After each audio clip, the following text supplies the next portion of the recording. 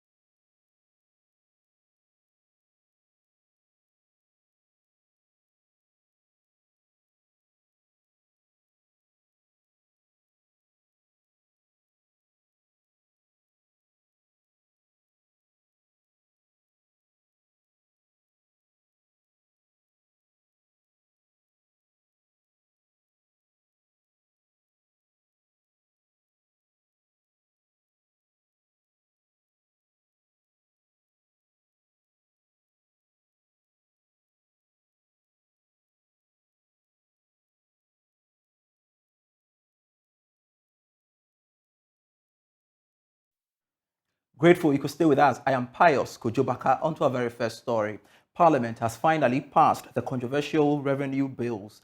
But will this impact be of great impact to businesses and individuals as well as the economy? My colleague George Yafe has more.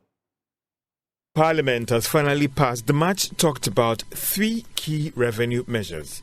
That is, the Income Tax Amendment Bill, the Excise Duty Amendment Bill, and the Growth and Sustainability Amendment Bill. Let's start with the Income Tax Amendment Bill. Now, based on what was discussed in Parliament, it showed that the first 250 Ghana cedis will be free from tax. However, the next 500 Ghana cedis will be taxed by 5%, whilst the next 2,000 detract 10%. This should mean that the more you earn, the more you'll be paying to the state in terms of taxes. This should mean that you'll be paying more in taxes to the state. This might reduce the value of money that you earn from your job. Let's look at the excise duty. Based on the memorandum that was submitted to the Finance Committee of Parliament, it is clear that government is seeking to use the tax to target goods that it describes as harmful. The development would definitely result in the price of processed fruit juice, spirits, wines going up, as well as tobacco. Some are worried that if businesses end up passing on this cost to consumers, there's a likelihood that demand could be affected badly, a move that could impact on the fortunes of these enterprises. In the Growth and Sustainability Act, the initial assessment showed that it would increase the cost of doing business for these enterprises. This has resulted in businesses warning that it may lead to layoffs and some enterprises shutting down their operations as a result of this. For some analysts, they are aware that looking at the current state of the economy and businesses in the country and the following concerns expressed by these firms, government might struggle to achieve the little over 4 billion Ghana cedis target from these taxes. A while longer on this, and the Joint Business Consultative Forum has resolved to petition President Akufo-Addo of the passage of the three revenue tax amended bills passed by Parliament.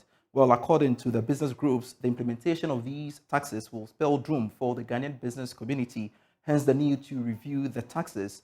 Well, the president of the Ghana Union of Traders Association, Dr. Joseph Obeng, has been addressing the press. That there has not been any effort on the part of the government to engage the business community and seek their input. There has never been any effort to engage with us. These businesses are already overburdened with numerous taxes. Therefore, the implementation of these new taxes will lead to the collapse of businesses in the country. That, again, the taxes will have rippling and cascading effects on businesses and the consuming public as well. The government could have adopted a different strategy for enhancing revenue generation in the country as a better alternative to the IMF program rather than these obnoxious taxes. We do not believe the IMF seeks the destruction of businesses in the country. The government should not sacrifice the survival and development of the private sector for the sake of the IMF program. The efforts of the IMF to support our national economy will amount to nothing if it ends up destroying local businesses. The government can enhance domestic revenue mobilization by adopting innovative and practicable measures. Meanwhile, it says if government fails to heed to their concerns, they will advise themselves. We believe that the president will do that. We believe that the government that he represents also understand the plight of the business community as well as the consuming public. And we know that they will have to heed to our call. If they do not do that, the business community, they will direct us what to do. And we will sit down again as businesses to confer and know the next line of action. Normally, we don't want to issue threats when we are talking like this. It's not maturity. That's why we want to talk and tone down the unnecessary threats and all that. But sometimes, if we are not listening to, and because we are also Ghanaians and we are equal stakeholders, and that the authority of the president is vested in the hands of the people of Ghana. Parliament does not represent itself, and that's the unfortunate thing. That Parliament did not respond to the calls that we made, the petitions that we presented to the Speaker and Parliament. Why did they not do that? And that they have to rush and post this in on us is disrespect to the generality of Ghanaians. And this is not how democracy should be practiced here. I don't want to believe that we are practicing democracy of imposition. We are equal stakeholders and we belong to the private sector. Elsewhere, the private sector is deemed so important that they are recognized. It should not be said that in Ghana we are not being recognized. It's very much unfair. But I believe in the judgment of the president. And I have gotten so many opportunities he opens his doors. And I believe he's not going to close this one on us. And let's stay positive before you ask what line of action. Let's see what plays out. And it is important we hear from the businesses once more because they have indicated that they will be petitioning President Akufo-Addo on the matter. Joining us via Zoom is the CEO of the Ghana National Chamber of Commerce and Industry, Mark Bedu Abuaje. For more. Grateful, Mark, you could join us on Business Live. It's been 5 hours now you held that presser. Now, you did indicate that you will be petitioning President Akufo-Addo. Can you confirm whether you have done that? No, we haven't done that yet. We are still putting the papers together. Based on other information we got in today's meeting, we are putting it together. Hopefully, by tomorrow morning, this petition will be presented to the president. We want to do as quickly as possible for him to understand our plight before he assents to those bills that have been passed and submitted. Can you share with us the fine details of what is contained in that petition? Well, in the petition, we have actually brought to bear the difficulties that we are facing, make it clear to him from the standpoint of businesses, the challenges that we are facing. We have also made some recommendations in the petition that we are expecting that the president will consider. I may not be in a position to share the recommendations with you, but it's just fair that we made the recommendations to him.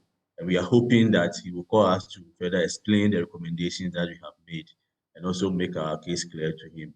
So, I mean, it's a win-win affair. We want to help governments, but we also want to look at how businesses can also have some certain level of relief be able to do their work. As I said, people have invested in their businesses, and we will not sit down for those investments to go down the drain. We also not sit down for our economy to collapse. That is why it is important that if you are introducing some of these taxes, those who are going to pay the taxes, you consult them. It's a major stakeholder. You can't introduce a tax without consulting those who are going to pay. Previously, all those taxes that we have imposed, they have all failed. We have not learned anything from it. I think that it's about time that we listen to business, listen to the private sector, because it's the engine of growth. We are the institution running the economy.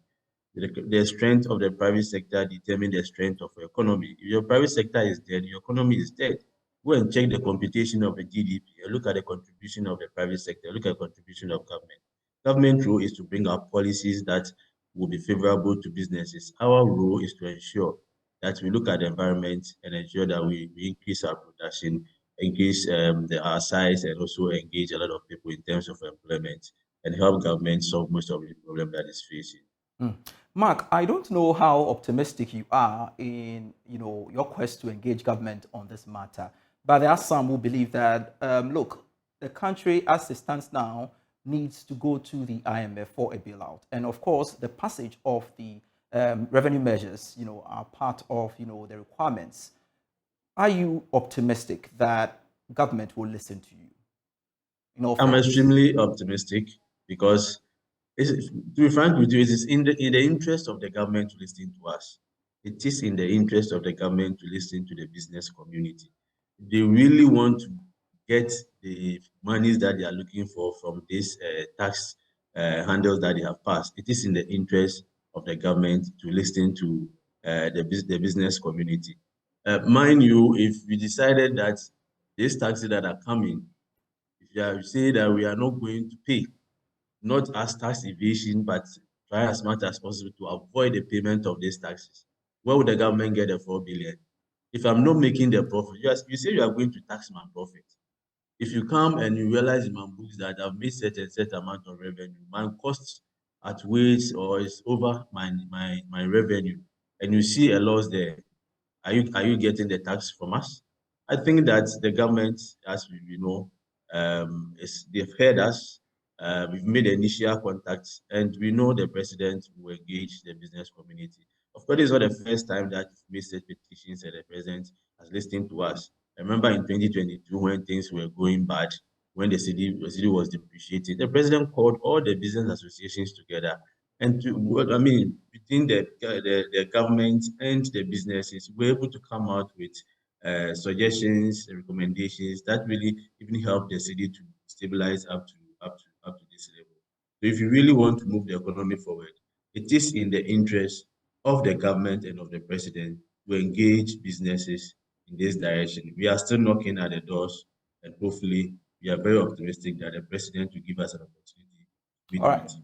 So in a minute, I'm very hopeful that indeed the president will listen to you and of course will factor some in and address your issues. But what happens if your intentions are not met?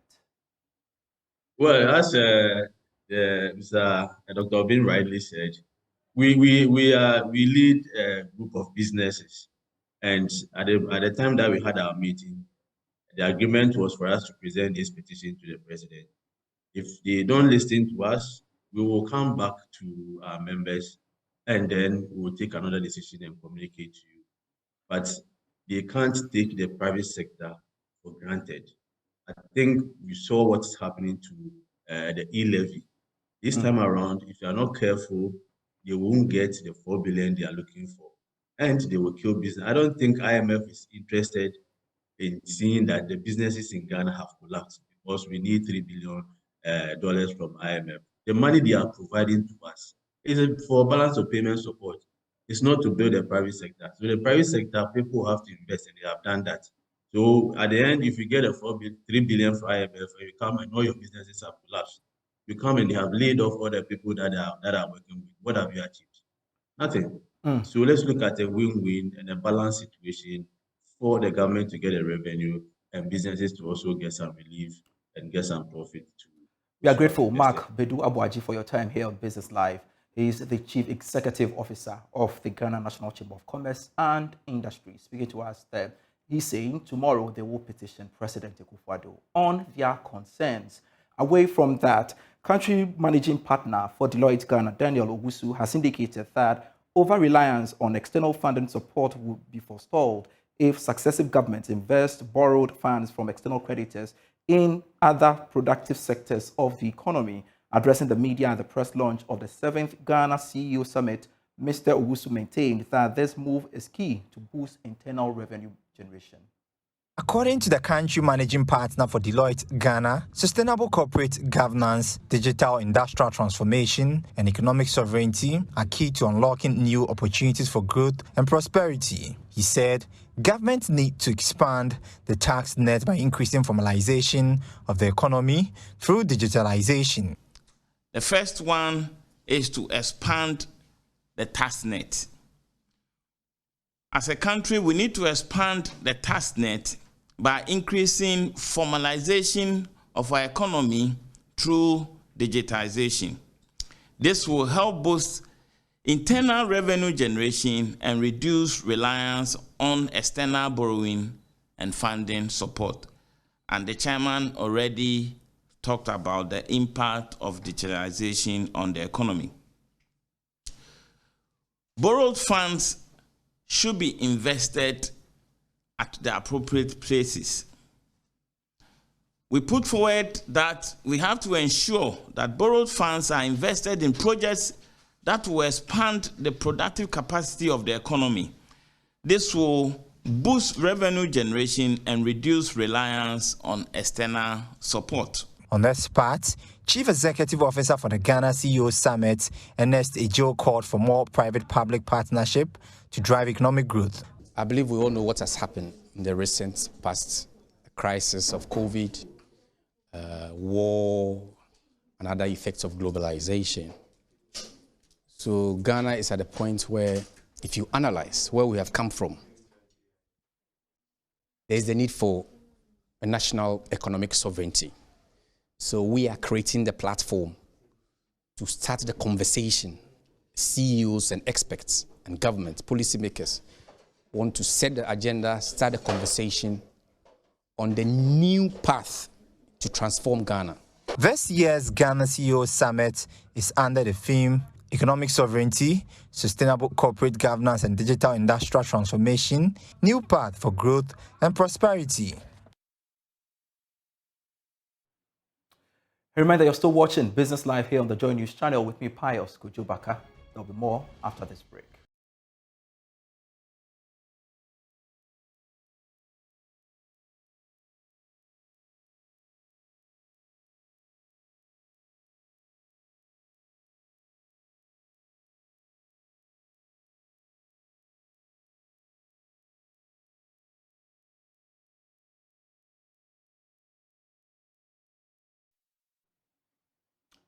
Welcome back. Let's now go to the Ashanti region, where prices of tomatoes on the local market have seen astronomical increases in recent times. A box of tomatoes sold at 600 cedis earlier this year has increased to 2,500 cedis. Importers blame the upsurge in prices to the high exchange rate of the CFA and attacks on farmers and importers by militant group Boko Haram. Love FM has been interacting with some traders in the tomato markets within the metropolis. A retailer at Racecourse Market says pieces of tomatoes sold at 10 Ghana cedis now sell at 50 Ghana cedis. She says the sharp increase in prices is adversely affecting businesses in the tomato value chain. 10 cedis in Amijilan, we're first now at 10. 5 cedis will be to out in Micham and 50. Uchamu will be a ye. The tomato market is visibly empty as compared to previous periods. Importers blame the hikes in prices on the continuous attacks on farmers and transporters in Burkina Faso by militant group Boko Haram. They say some farmers have been killed and others have fled for their lives. An importer, Ekuya Mansa, recounts how they were attacked and says farmers killed instantly, making them lose a huge sum of money.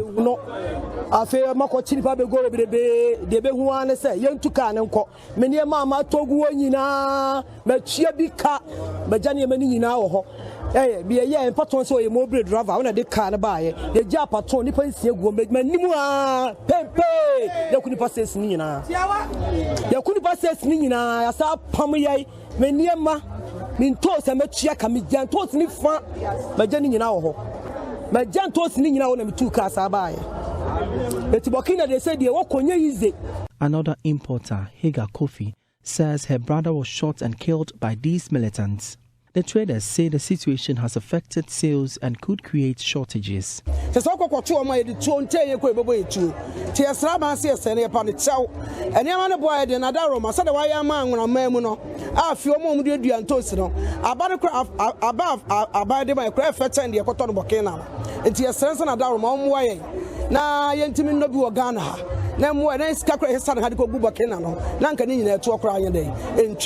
The market queens for tomatoes in the Ashanti region wants the government to increase One Village, One Dam initiative and invest heavily in tomato farming.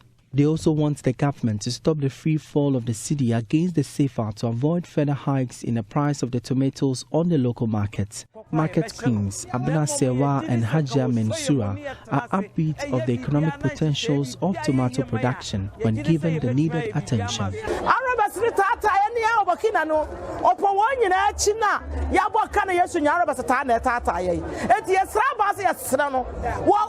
One district, one dam.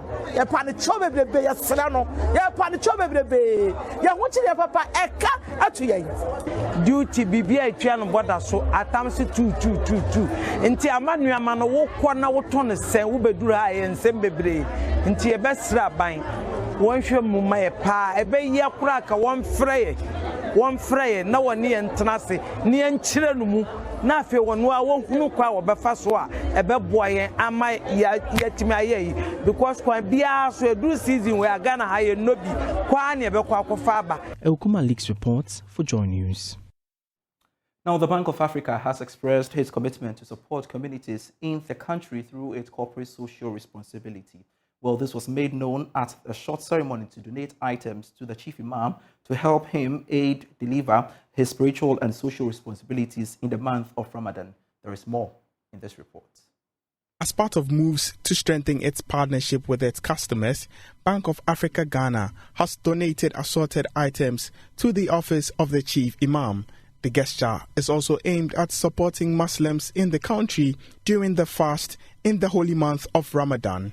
Speaking to Joy Business, head of legal at the bank, Mubarak Abbas, said the bank will continue to undertake projects which will be beneficial to humanity. It has been our tradition as a bank to present some form of present to the National Chief Imam every year, especially during the month of Ramadan. The idea is for us as a bank, a corporate institution, to help him deliver on his spiritual and physical obligation to the community. As we are all aware, not just every year, every day in this house, the Chief Imam, we are aware, cooks up for the community. He gives out food stuff to everybody in the community and beyond the community. So we brought some items to him as a contribution to support him in this regard. At the end of the day, we are not an island. Every penny we make, we derive it from the community. It's not just about the shareholders, it's not about staff, it's not about directors. It is making an impact in the community that we operate in. And we cannot, like I said, come work, go home, take our salary, at the end of the year, if we are lucky, get small dividend for the shareholder. No. The community in which we operate need to benefit. Spokesperson for the National Chief Imam, Sheikh Arimiyao Shaibu, commended Bank of Africa for the gesture. On behalf of them, let me express our profound gratitude and thanks to the Bank of Africa for coming around this time when Muslims are fasting and they need some food to be breaking their fast. But most of them are deprived, and so they depend on the Chief Imam for their support to be breaking their fast. So this comes at a good time, and the Chief Imam is most grateful. This is not been the first time. Over the years, it has been the case that the Bank of Africa has been coming here to make donations around this very auspicious time. It's a time of giving to show love to people. Some of the items donated include sajada, bags of rice, sugar, assorted beverage drinks, and more. For Money Lab for you.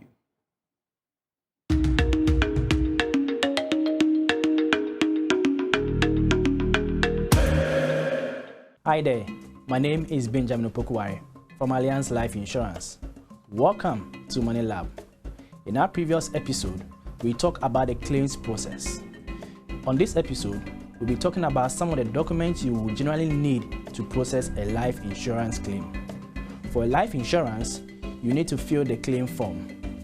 You will need an ID of the claimant, you will need a medical cause of death, or original receipt of medical bills incurred, burial permit, or a hospital discharge form, or police report in the case of accidental death. Remember, you don't need all the documents mentioned, just a few depending on the claim. Thank you once again for joining Money Lab. See you in the next episode. So much for being part of the bulletin. I am Pious Kojo Backah. You can always get business stories when you log on to myjoyonline.com/business. We leave you with some international business.